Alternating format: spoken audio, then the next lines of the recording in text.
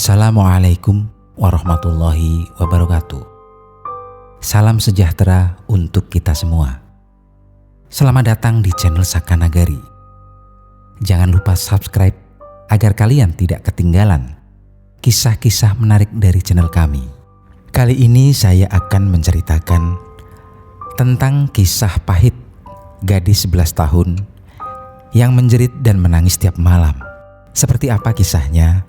Mari kita simak bersama-sama. Perbuatan jahat tak lepas dari jiwa manusia yang cemburu dengan saudaranya sendiri, sampai tega melakukan perbuatan syirik tanpa memikirkan hukum agama. Ini adalah kisah menyedihkan tentang seorang putri dari seorang ibu yang bernama Mira di Jakarta yang menjadi korban kedengkian saudaranya sendiri. Saudara dari ibu bernama Mira itu mengirim jin untuk mengganggu putrinya yang masih berusia 14 tahun yang bernama Laila. Mira mengisahkan, jin berbentuk orang utan jantan itu akan meniduri putrinya 4-5 kali sehari tanpa sadar. Mira mempunyai 4 anak yang terdiri dari 3 laki-laki dan 1 perempuan. Namun anak perempuannya yang berusia 14 tahun itu meninggal.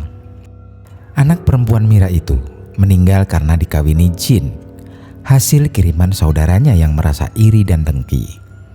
Wanita parubaya itu kembali menuturkan, putrinya mengalami sakit tak kunjung sembuh selama berminggu-minggu.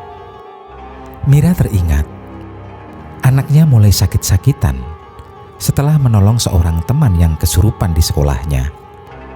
Hampir sebulan, derita sang buah hati belum menunjukkan tanda-tanda kesembuhan. Dia selalu berteriak-teriak sambil menangis setiap malam. Saat ibunya bertanya, bagian mana yang sakit? Putrinya selalu menunjuk area sekitar organ intim. Ketika diperiksa, vagina putrinya terlihat seperti orang yang habis melahirkan, bengkak dan berdarah. Mira sudah berusaha membawa anaknya berobat ke banyak tempat. Tidak itu saja, wanita itu juga minta doa kesembuhan putrinya kepada setiap orang yang ditemuinya. Tuhan Maha Penyayang dan Maha Mendengar. Doa Mira terjawab ketika salah satu putranya menikah dengan orang Surabaya. Dia berkunjung ke rumah putranya di kota tersebut bersama putrinya yang sedang sakit.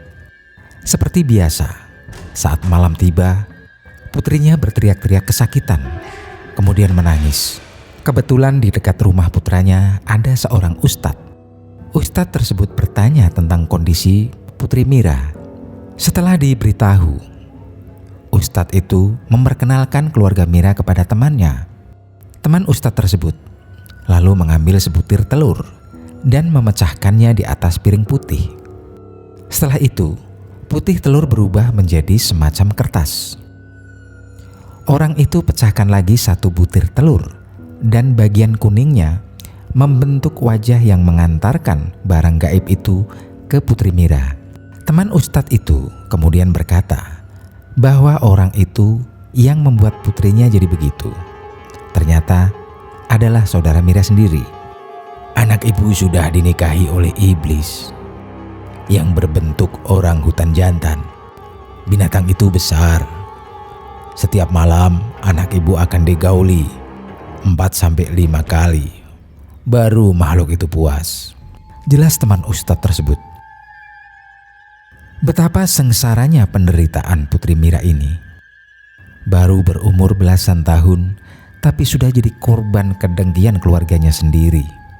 Teman ustadz itu kemudian meminta Mira untuk tidak memberitahukan kepada siapa saja kalau sudah tahu pelakunya. Suatu hari dia akan datang dan muncul dengan sendirinya di hadapan ibu, kata teman ustadz itu. Walaupun sudah berobat ke sana sini, penderitaan putri Mira semakin buruk. Dia sempat dirawat inap di rumah sakit di Surabaya. Namun setelah beberapa minggu, dokter memintanya untuk membawa pulang anaknya karena putrinya sudah tak bisa bertahan lagi. Akhirnya ibu malang itu membawa pulang anaknya ke Jakarta dan meninggal begitu sampai di rumah.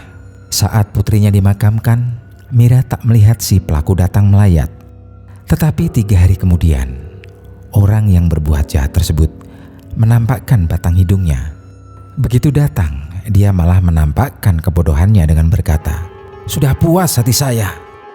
Mira pun membalas, "Syukurlah, Laila sudah tenang di alam sana. Tak ada lagi yang akan mengganggunya."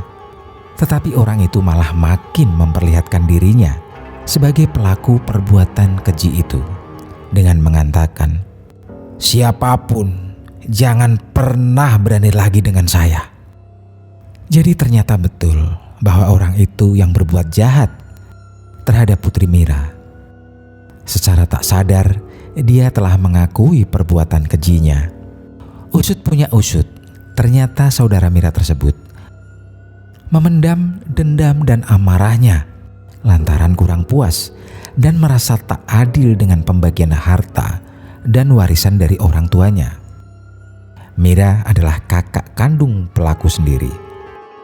Sobat Sakanagari, pesan moral yang dapat kita petik dari kisah di atas, agar kita selalu menjauhi perbuatan syirik ataupun jahat kepada sesama, apalagi dengan saudara sendiri. Karena apa yang kita tanam, kita sendirilah nanti yang akan menuainya. Sekian dari kami, terima kasih masih bersama channel ini. Silahkan tulis saran Anda di kolom komentar. Sekian dari kami, wassalamualaikum warahmatullahi wabarakatuh.